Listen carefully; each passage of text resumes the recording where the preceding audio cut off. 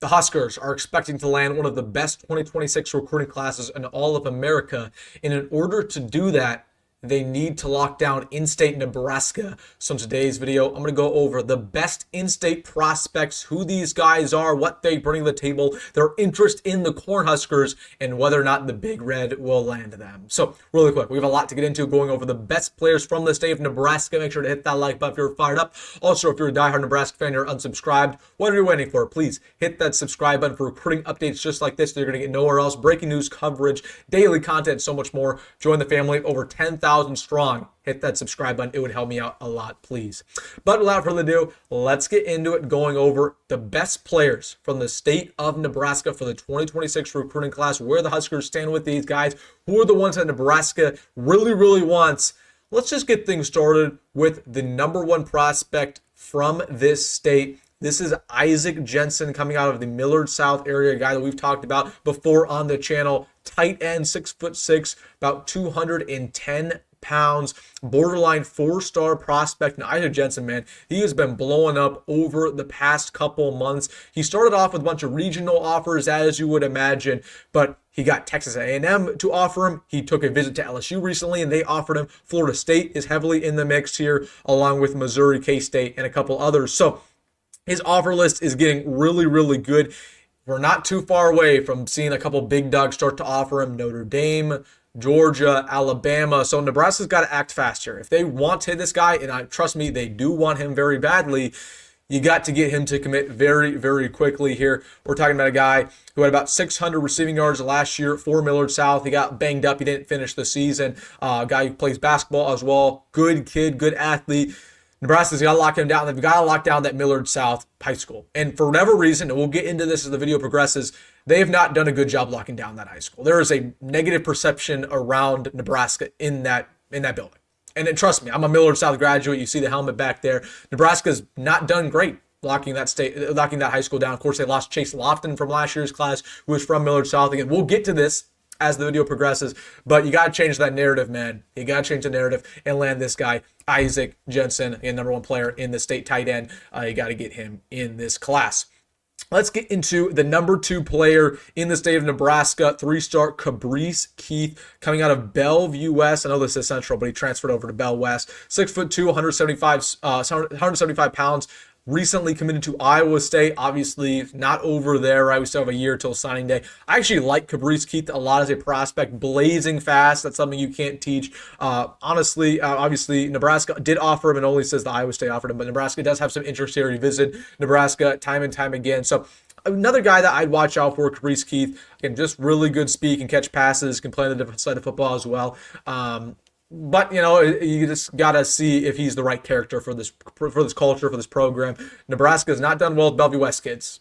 They haven't done good with Central kids either. So, obviously, there's a trend there. If they like this guy's character, they think he's a good fit, I wouldn't be shocked if they really try to go after him and flip him away from Iowa State. But guy's a speedy, who can play wide receiver, who can play DB. I think he's a DB at the next level. I like that height at that DB spot. So, honestly, like him a lot as a prospect. I really do. I think he's going to continue to get more offers. But like Kaprice Keith as a prospect, I don't imagine he signs with Iowa State. He's going to continue to rack up some decent offers. All right, let's get to the third player. This is Landon Von Seggern, also from Millard South, 3-star prospect. I think he's going to climb the recruiting rankings as well. I've been high on Landon for a while. Again, recently committed to Illinois, 6'3", 280 pounds. Nebraska did offer him, I believe Nebraska's offered him. Let's confirm this. No, Nebraska has not offered him. But there was some Nebraska interest here.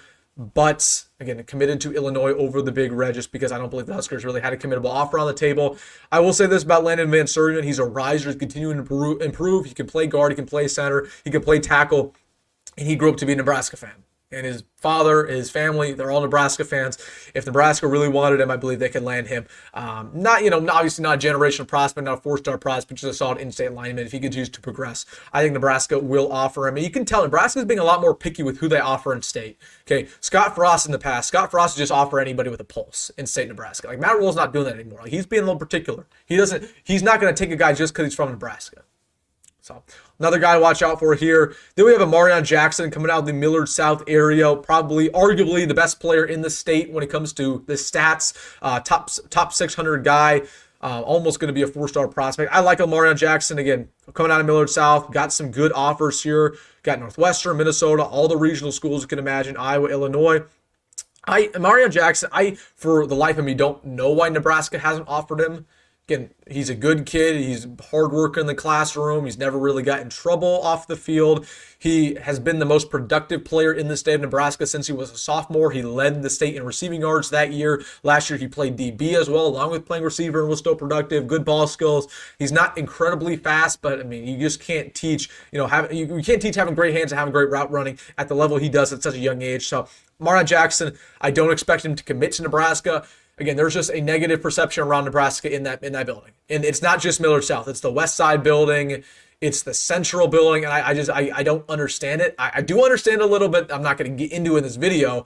I think there's been some burnt bridges with the Scott Frost era and the Mike Riley era and the way they've treated some of these in-state guys. And even the Matt Rhule era, I know that, Jalen Lloyd and the way he was treated, he felt like he should have gone the field more. We're not going to have too much success in that West Side high school either because of that. And so, listen, I don't know. We're not going to land Amarion Jackson. He's mad at Nebraska that we haven't offered him. It is what it is. I'm kind of shocked we haven't offered him as well. All right, one other guy that I want to mention who Nebraska has offered and they are likely going to land. This is Jace Reynolds out of Elkhorn North, 6'2", 180, edge rusher. Guy who can play linebacker, can play DB, pretty decent speed on him. He only has one other offer besides Kansas State. I'm not crazy about Chase Reynolds as a prospect. I mean, his stats are what they are. He's decent. But would watch out for a Nebraska commitment there. The Huskers recently visited him at his high school. So the in-state class for Nebraska this year is not great. There's no 4-star prospects. I think Isaac will get up to a 4-star, but it definitely didn't pan out the way we wanted it to be. I will say this, though. The 27 class is going to be generational. It's the calm before the storm. I know the 26 class doesn't look that great. 27 is going to be crazy, man. And you know who's going to be the headliner of that? Mr. 5-star Torrey Pittman. We're going to have a fun in-state recruiting class going into 2027. He's not the only one, too, man. There's going to be some high 4-star prospects, some quality players that are under the radar. So, again, I know the 26 class isn't great. I think Nebraska might only land 1 or 2 guys from the state, which is crazy to me. But with that being said, 27, it's going to get lively, man. And this is the guy you got to try to lock down as soon as possible. Mr. Torrey Pittman, one of the fastest players I've ever seen in the state of Nebraska, athletic freak, safety, DB, wide receiver, whatever you want to have him play, he's going to play at an elite level. Let's see if the Huskers can lock him down, but we have a lot of time to discuss him in the foreseeable future. So, all right, guys, that's the 26th class for the Big Red in-state. Let me know your thoughts down below. What your thoughts are, who you want, let me know in the comment section. Hey, if you made this far in the video, you know what to do. Hit that like button and subscribe. I appreciate all of you guys. Have a very good day. As always, folks, go Big Red, go Rhule. See you in the next one.